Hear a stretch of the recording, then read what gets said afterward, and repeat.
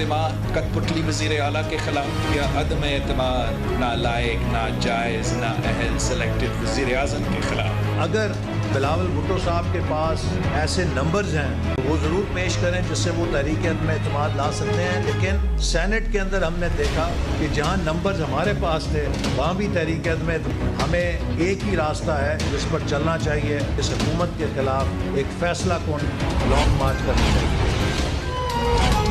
हुकूमत गिराने की हिकमत अमली पर पीपल्स पार्टी और नून लीग के इख्तिलाफात खुलकर सामने आ गए। एहसन इकबाल ने बिलावल भुट्टो की वज़ीर आज़म के खिलाफ तहरीक अदम एतमाद लाने की तजवीज़ की मुखालिफत कर दी।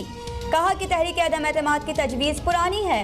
बिलावल भुट्टो के पास मतलूबा नंबर हैं तो सामने लाएं। चेयरमैन पीपल्स पार्टी को ये भी याद दिला दिया कि चेयरमैन सेनेट के खिलाफ अददी अक्सरियत के बावजूद तहरीक नाकाम हुई थी।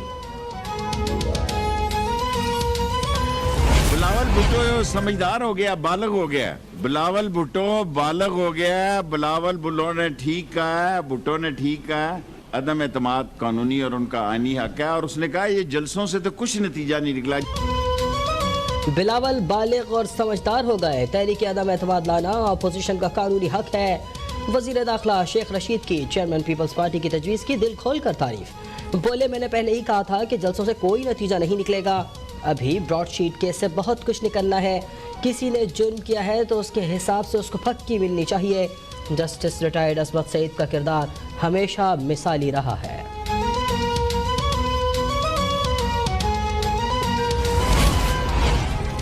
अनाड़ियों के खेल तमाशे की वजह से मुल्क को दुनिया भर में रुसवाई का सामना करना पड़ रहा है। ताबेदारी, तारीखी नाअहली और नालायकी की सजा पाकिस्तान भुगत रहा है। मरियम नवाज बोली कि पहले दुनिया भर में PIA के पायलट्स को रुस्वा करवाया, अब एयरलाइन को इस मकाम पर ले आए हैं कि अक़वाम मुत्तहिदा ने अपने स्टाफ को PIA से सफ़र करने से रोक दिया। पाकिस्तान ने अपनी पूरी तारीख में ऐसे दिन कभी नहीं देखे थे।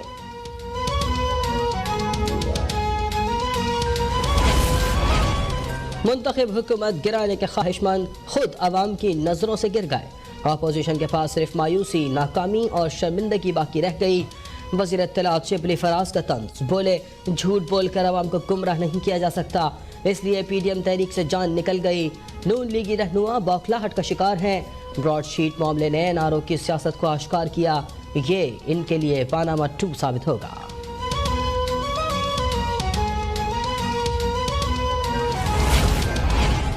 फॉरेन फंडिंग केस की समाअत ओपन होगी। इलेक्शन कमीशन का ऐलान। तर्जुमान इलेक्शन कमीशन का कहना है कि स्क्रूटनी कमेटी की कार्रवाई फरीकैन की मौजूदगी में जारी है और ये समाअत खुफिया ही रहेगी। स्क्रूटनी कमेटी की रिपोर्ट के बाद केस की समाअत ओपन होगी।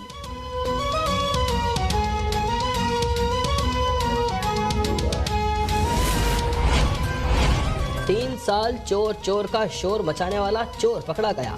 सिलेक्टेड हुक्मरान ने एतराफ़ जुर्म कर लिया। इलेक्शन कमीशन के पास सजा देने के सिवा कोई रास्ता नहीं। नून लीग पंजाब के सदर राना सनाउल्लाह का दावा। कहा PTI ने इंडिया और इसराइल के लिए लॉबिंग करने वाली फर्मों से पैसा लिया। ब्रॉडशीट के नाम पर भी कौम का पैसा लूटा गया। बरतानी कंपनी ब्रॉडशीट का मालिक भी करप्ट हुक्मरानों से मिला हुआ है। फंडिंग केस के सबसे बड़े मुल्जिम नवाज शरीफ हैं। तहरीक इंसाफ के रहनुमा फारूक हबीब का राना सनाउल्लाह को जवाब। ऑपोजिशन को इसराइल और भारत से PTI को फंडिंग की रसीदें सामने लाने का चैलेंज। बोले कि मौलाना फजल रहमान की अपनी पूरी जमात फॉरेन फंडिंग पर चल रही है। ऑपोजिशन को एतराज असमत सईद पर नहीं बल्कि तहकीकात पर है। कोई फरिश्ता भी तहकीकात करेगा तो ऑपोजिशन रहनुमा नहीं मानेंगे।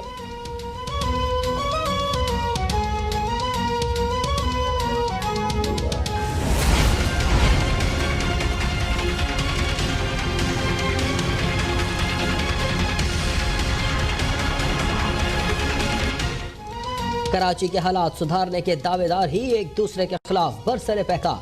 कराची में तरक्याती कामों के लिए कायम राबता कमेटी में वज़ीर आला सिंध मुराद अली शाह और वफाकी वज़ीर अली जैदी में इख्तिलाफात बेनकाब। वज़ीर आला सिंध का वज़ीर आज़म को खत। अली जैदी के रवैये और सख्त लहजे की शिकायत। अली जैदी ने अपने जवाबी खत में मुराद अली शाह को गैर जिम्मेदार, डिक्टेटर और मुतकब्बिर करार दे दिया।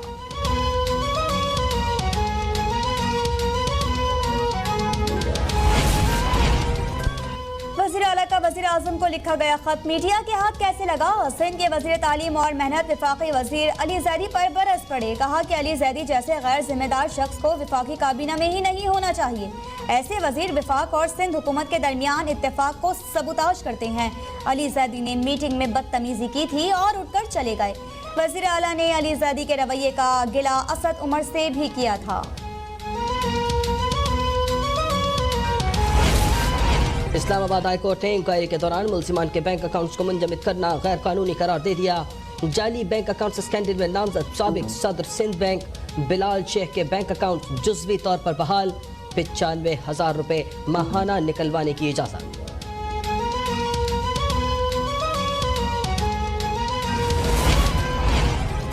2020 में IT बरामदात बढ़कर $194 मिलियन हो गई। 2019 में ये बरामदात $135 मिलियन थी। बड़ी सनतों की अफजाइश में भी बड़ी रिकवरी। सनती शोबे की शरह नमू में भी इजाफा रिकॉर्ड। वजीर मनसूबाबंदी और तरक्की असद उमर कहते हैं कि ऐसे वक्त में जब खित्ते के ममालिक की बरामदात में कमी हो रही है, पाकिस्तान की बरामदात में जबरदस्त इजाफा हो रहा है।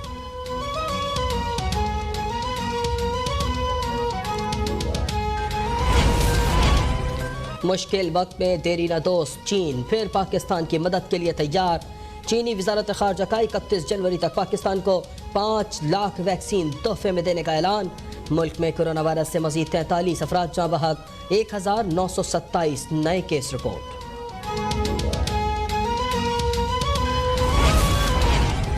शेखुपुरा में 16 साला लड़की से इज्तिमाई ज्यादती में मुलविस दोनों भाई मुबैना पुलिस मुकाबले में हलाक। पुलिस के मुताबिक जाए बकुआ से वापसी पर मुलजिमान को साथी पुलिस तहवील से छुड़ा कर ले गए थे।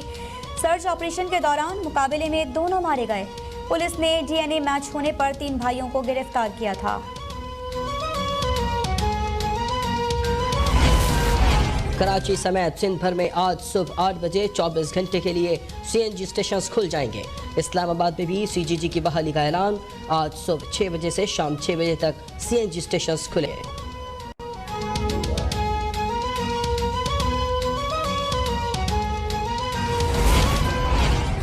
भारत में मौशी कत्लेआम के खिलाफ 2 माह से जारी सिख किसानों के एहतजाज में शिद्दत।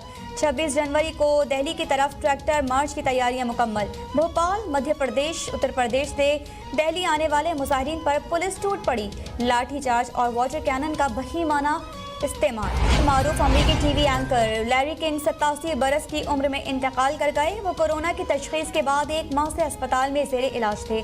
अमरीका में 200 नेशनल गार्ड्स की कोरोना में मुब्तला होने का इंकशाफ।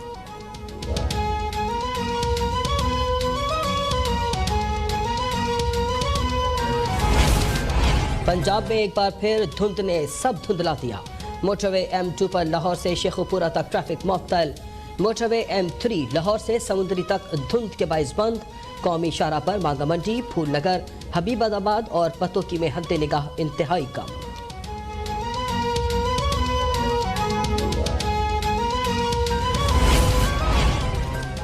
और मलका कौसार मरी में बर्फबारी, सयाहों की दिल खोलकर मौज मस्ती। वीकेंड पर मरी जाने वाले रास्तों पर गाड़ियों की लंबी कतारें, जगह जगह ट्रैफिक जैम। कालाम में 12 इंच तोड़ 5 और मालम जब्बा में 4 इंच तक बर्फबारी रिकॉर्ड। पीर से कराची में भी सर्दी की नई लहराने की पेशगोई।